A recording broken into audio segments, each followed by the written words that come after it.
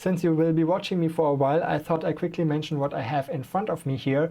I do every now and then get questions about it, and I think that's because everyone else in DaVinci Resolve has their fancy controller devices. You know, the colorists, they have their color wheels and their, you know, Starship Enterprise console, and the mixers have their Fairlight mixing panels, and now Blackmagic Design has even created a special keyboard for editors. Whether that's necessary or not, you be the judge of it. For Fusion, the good thing is you don't really need anything really specific, but just a few thoughts. So in case you're wondering, this is a regular mouse. It's just vertical because I find it more ergonomic. Otherwise, it has the functions of any regular mouse, 2 mouse buttons and a mouse wheel. Actually 4 mouse buttons, but I hardly ever use them. I do have a drawing tablet, which I use more in Photoshop than in Fusion, but in Fusion I do use it when I do some detailed masking, rotoscoping, or anything more detailed with the paint node. So any paint jobs or so, every now and then I use it, and every now and then is the reason that it's this small and basically the cheapest one I could find, so I can put it somewhere away and it's out of the way. Regarding if you decide to get one, it is nice to have 2 buttons here on the pen, and that's all I need. So one I use for moving around in Fusion and zooming, and the other one I think for right click, and that's already it. There are some buttons here, and I don't know what they do in Fusion for me. I think I set them up sometime, but not really relevant.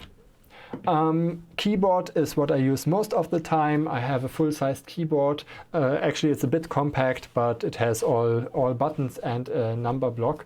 And the number block, I think, is important. So I know some people have the very compact ones, but I frequently do enter frame numbers, or I enter parameter values every now and then. I quickly enter them manually, and I find that quite nice to have the number block on the keyboard as well.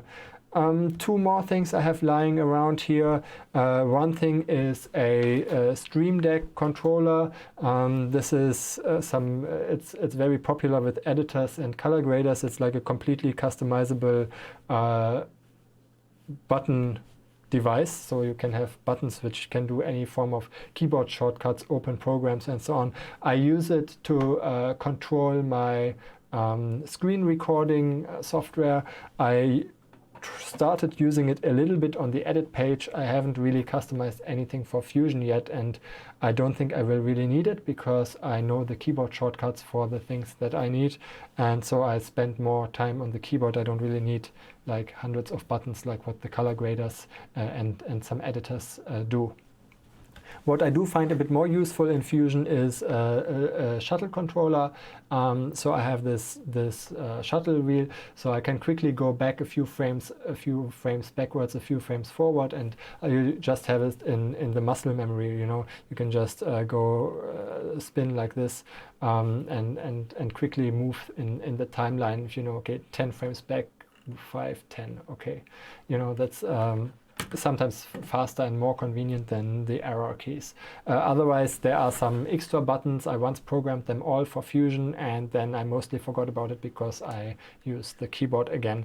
Maybe something what you might want to put is jumping between keyframes, and I think I have it here and here. You can also use keyboard shortcuts for this, but this is something, if you're navigating and use this for navigation, maybe the play, pause, and going back and forth keyframes, that's something which I find helpful to have separate. Last thing, I do have my phone here resting on the keyboard, and the only reason for that is that I'm remote controlling this camera, and when I press the button here, it goes off.